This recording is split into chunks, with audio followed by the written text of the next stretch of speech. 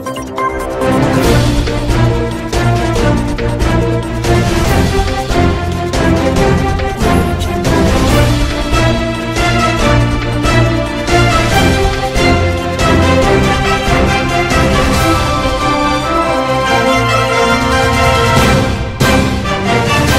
et messieurs, très heureux de vous retrouver une fois de plus dans cette édition de 19h de Niata TV.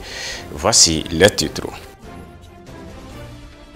Le Haut Conseil islamique condamne les sanctions de la CEDEAO contre notre pays. Le Haut Conseil a fait face à la presse cet après-midi.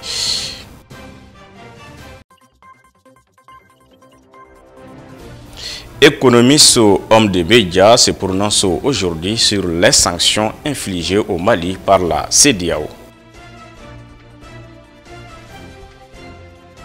En Côte d'Ivoire, les premiers minibus ont été lancés par Sotra Industries.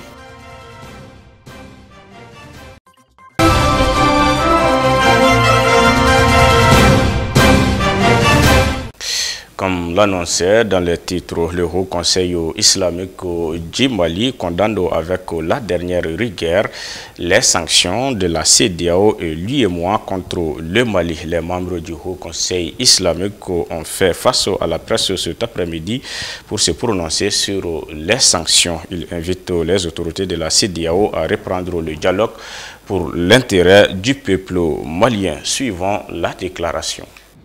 Communiqué du Haut Conseil islamique du Mali. Le Haut Conseil islamique du Mali, comme tous les peuples maliens, a appris avec regret et consternation les sanctions économiques et financières prises par la CEDEAO et l'UEMOA à l'encontre du Mali à l'issue de leurs sommets extraordinaires tenus le 9 janvier 2022 à Accra en République du Ghana. Il rappelle que ces mesures touchent en premier lieu les populations déjà affectées par la crise sécuritaire et sanitaire. Le Haut Conseil islamique du Mali appelle toute la population malienne au calme, à la sérénité, à la solidarité et à la retenue. Le Haut Conseil islamique du Mali rappelle aux opérateurs économiques, à la presse, et à l'ensemble des forces vives de la nation leur devoir de patriotisme, de compassion, de sacrifice et de mesure dans cette situation critique que traverse le Mali. En outre, il invite les plus hautes autorités du Mali et la CEDEAO à reprendre les négociations en privilégiant l'intérêt exclusif du Mali de concert avec toutes les parties prenantes. Le Haut Conseil islamique du Mali invite ses démembrements, les imams, les leaders religieux et l'ensemble de la communauté musulmane sur toute l'étendue du territoire national à s'investir dans leurs prières quotidiennes et particulièrement la journée du vendredi 14 janvier 2022 dans les bénédictions pour la stabilité du pays. Enfin, le Haut Conseil islamique exprime son soutien aux autorités de la transition pour les initiatives et actions entreprises dans la défense de l'intérêt supérieur de la nation. Fait à Bamako le 11 janvier 2022, le Haut Conseil islamique. Les pays membres de la communauté économique des États de l'Afrique de l'Ouest réunis le 9 janvier à Accra, au Ghana, ont décidé de prendre de lourdes sanctions contre le Mali concernant plusieurs actes, notamment l'économie de notre pays. La CEDEAO a décidé, entre autres, de suspendre les échanges commerciaux, de couper les avoirs du Mali à la BCEAO. Comment ces nombreuses sanctions pourront impacter sur l'économie de notre pays? Les réponses avec l'économiste Dr Omar Bolé au micro d'Aïssata Maïga sur les images de Moussa Diallo. Pour forcer les autorités maliennes à organiser les élections le 27 février, malgré un contexte sécuritaire très difficile, la CEDEAO a décidé de prendre de lourdes sanctions contre notre pays, à savoir le gel des avoirs maliens au sein de la BCEAO, de suspendre les transactions avec Bamako, de couper les aides financières avec notre pays, entre autres. La CEDEAO vient d'annoncer une mesure de sanctions contre le Mali. ces sanctions à deux volets. Il y a des sanctions à peu près allégées qui constituent à fermer les frontières entre le Mali et les pays membres de la CEDEAO. Et il se peut que aussi ça va être agressif quand ça sera une sanction totale sous embargo par exemple. Donc il y a ces deux volets-là. Bon, comme vous le savez, Mali, nous sommes un pays enclavé, nous n'avons pas de débouchés sur la mer. Donc tout, à peu près les produits nécessaires, que ce soit les prix alimentaires ou les produits hydrocarbures, tout ça, on les importe des pays étrangers. Donc on n'a pas de port. Quand on ferme par exemple tous les membres de la CEDEAO, il serait difficile pour le Mali d'avoir les produits nécessaires. Parce qu'on a des sous là-bas, donc on peut dire à la BCEAO de ne pas donner accès à l'autorité malienne à de ses propres fonds.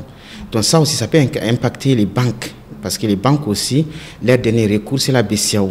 Donc la question vraiment de s'endetter auprès de la BCEAO sera difficile. Et la question interbancaire aussi, parce que les banques sont liées. Donc au Mali, peut-être il veut faire la transaction en Côte d'Ivoire ou au Burkina. Donc quand il y aura ces sanctions, dans ces cas, les Maliens auront un handicap d'avoir l'accès aux autres banques de la CEDEAO. Donc ça aussi, ça a des impacts vraiment colossaux. Le Mali est un pays qui regorge de beaucoup de richesses. Ces sanctions économiques impacteront également sur l'économie des autres pays membres de la CEDEAO. Ce n'est pas du tout évident qu'on peut vraiment supporter si ça dure. Mais il est bien aussi de noter que les pays qui veulent vraiment sanctionner Mali, eux aussi ils vont perdre. Parce qu'ils ont des intérêts avec le Mali, ils ont des grosses transactions avec le Mali, par exemple Sénégal, la Côte d'Ivoire, le Togo. Donc quand ça dure aussi, eux aussi ils seront perturbés. Donc c'est pas bien pour eux comme c'est pas bien pour le Mali. Mais peut-être il serait bien pour les Maliens vraiment de s'unir. Oui, il y a d'autres pays qui ont subi des sanctions, mais qui sont arrivés à s'en sortir, tel que le Qatar qui a été sanctionné par ses voisins. Mais il y avait d'autres voies, parce que là-bas, ce n'est pas un pays enclavé. Ils avaient d'autres moyens vraiment pour s'en sortir de ces sanctions-là. Mon dernier mot, c'est d'appeler les Maliens d'être unis. Vraiment, actuellement, nous ne sommes pas à un moment dans lequel on va vraiment se quereller. C'est un moment de s'unir, vraiment de partager des idées. Il faut aussi s'approcher des économistes pour voir quels sont les moyens vraiment pour sortir de cette crise-là. Mais moi, quand même, j'ai l'espoir que ça ne peut pas durer parce qu'il y a des intérêts réciproques. Et aussi, ce qui compte beaucoup, la CEDEAO même souffre de la crédibilité. Donc, à peu près, même la population, c'est-à-dire les pays voisins, ils sont à peu près avec les Mali, même si leurs présidents ou bien leurs représentants ont d'autres postures dans cette affaire-là. Mais à la fin, je pense que ça ne peut pas durer parce que ce n'est pas à leur intérêt aussi. Pour les Maliens, l'heure n'est pas à la panique. En effet, nous devons tous rester sereins, unir nos forces et soutenir nos autorités afin de retrouver notre dignité et notre indépendance. Dans un communiqué, le lundi soir, à la télévision publique, le Comité national de rassemblement pour le développement déclare que la Guinée, en aucune façon, n'a été associée à la décision du 4e sommet extraordinaire des chefs d'État de la CEDEAO relative aux sanctions prises contre le Mali. En conséquence, le CNRD réaffirme que ses frontières aérienne maritime reste toujours ouverte à tous les pays frères conformément à sa vision panafricaine. Du côté de l'Algérie, le ministère des Affaires étrangères a publié ce lundi 10 janvier un communiqué concernant les derniers développements au Mali et son différend avec le groupe de la CEDEAO. En effet, l'Algérie appelle toutes les parties à faire preuve de retenue et à reprendre un dialogue qui évite l'escalade des tensions dans la région et l'exacerbation de la crise.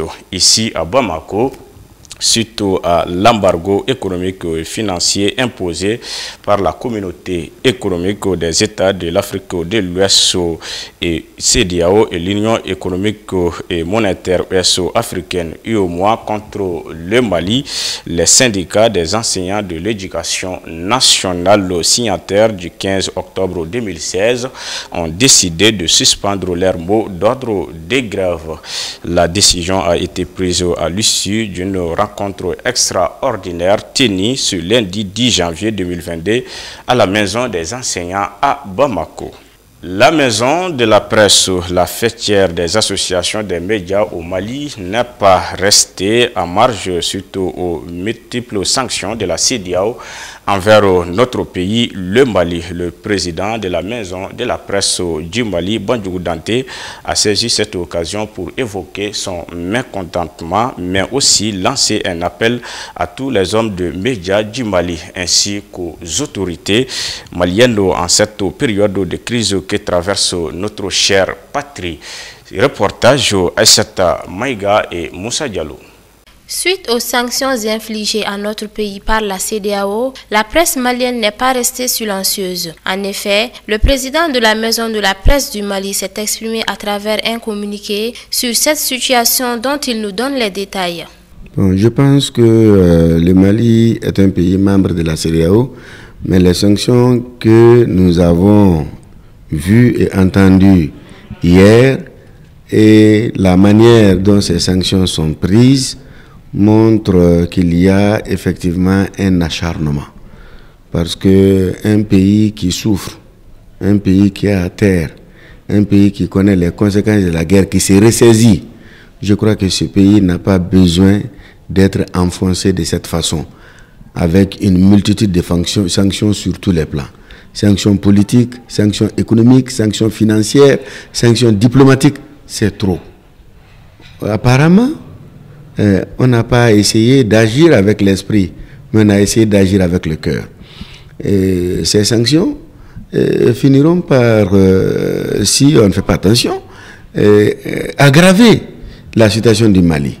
En cette période très difficile pour notre pays, les hommes de médias doivent faire preuve de professionnalisme dans la diffusion des informations. Maintenant, pour notre part, nous aimons notre pays et nous sommes d'un secteur qui est très sensible. Ça, c'est le secteur des médias. Quand de telles situations se présentent, compte tenu de tout ce que nous avons comme information, les médias, les hommes de médias, peuvent être dans des situations particulièrement délicates. Et là, il faut faire énormément attention. C'est pourquoi nous invitons l'ensemble des travailleurs des médias à comprendre la complexité de cette situation, à faire preuve de responsabilité, à faire preuve de professionnalisme et surtout à faire preuve de patriotisme. Il ne s'agit pas de profiter de ces moments-là pour jeter de l'huile sur le feu. Il ne s'agit pas non plus de profiter de ces moments-là pour tenir des propos qui ne sont pas favorables à notre pays. Parce que si l'extérieur veut nous mettre à genoux, faisons en sorte qu'on puisse laisser les considérations inutiles de côté et qu'on aide notre pays à se relever. Ce n'est pas le moment de tenir des discours qui peuvent davantage compromettre la situation. Ça, il faut le faire. Pourquoi? Parce que on voit des médias étrangers ici qui non seulement aident leur gouvernement, leur pays à appliquer ces politiques, et même dans la répartition, dans la distribution de la parole, ils choisissent parfois parmi nous les discours qu'ils veulent entendre. Et ils décident de donner la parole à des gens qui peuvent porter ces discours-là. Cela contribue naturellement à créer les fossés entre les Maliens. Donc c'est ce jeu-là que les journalistes, surtout, doivent éviter, que les hommes des médias doivent éviter. À un moment donné, quand il y a de telles situations, il faut qu'il y ait un sursaut national. Il faut quitter des discours, il faut se donner la main pour qu'ensemble, nous puissions redresser ce pays-là. Il ne faut pas que nous aidons l'autre à atteindre ses objectifs. Quant au gouvernement du Mali, il les exhorte à protéger les hommes de médias. De l'autre côté aussi, des situations comme ça peuvent amener un gouvernement à radicaliser ses positions, à remettre en cause la liberté de la presse ou à menacer les personnes qui peuvent être appelées à exprimer des opinions. Donc, de la même façon que nous lançons un appel au sens de responsabilité, de professionnalisme et de patriotisme des journalistes, nous demandons aussi aux autorités à faire preuve de discernement pour ne pas tomber dans des excès. C'est ce qui explique l'essence de notre communiqué. C'est un communiqué qui comporte 3 points. Premier point, condamner cet acharnement de nos voisins contre nous pour des raisons qu'eux-mêmes savent. Deuxièmement, inviter les journalistes à la responsabilité. Et troisièmement, éviter les autorités à faire en sorte qu'on puisse protéger les hommes des médias et à ne pas faire profiter de cette situation pour maltraiter les gens. Vu le contexte difficile que traverse notre pays, le rôle des hommes des médias est très crucial pour prôner la paix et le vivre ensemble. Les journalistes doivent exercer leur métier avec déontologie pour contribuer à la résolution des conflits. Hier lundi 10 janvier 2022, le mouvement Yerawolo Debout sur les remparts a organisé une conférence de presse à la Bourse de Travail. L'objectif était de montrer sa colère contre la France et la CEDEAO, aussi soutenir les autorités de la transition. Les mouvements présents à cette rencontre de Yerawolo Debout sur les remparts appellent les Maliens à une grande manifestation de soutien aux autorités de la transition après les sanctions imposées par la CEDEAO le vendredi 14 janvier 2022 au monument de l'indépendance à partir de 14 h. Le Conseil des ministres s'est réuni en session extraordinaire le lundi 10 janvier 2022 dans sa salle de délibération au palais de Koulouba sous la présidence du colonel Assimi Goïta, président de la transition, chef de l'État. Ce conseil s'est tenu suite aux sanctions de la communauté économique des États de l'Afrique de l'Ouest contre le Mali.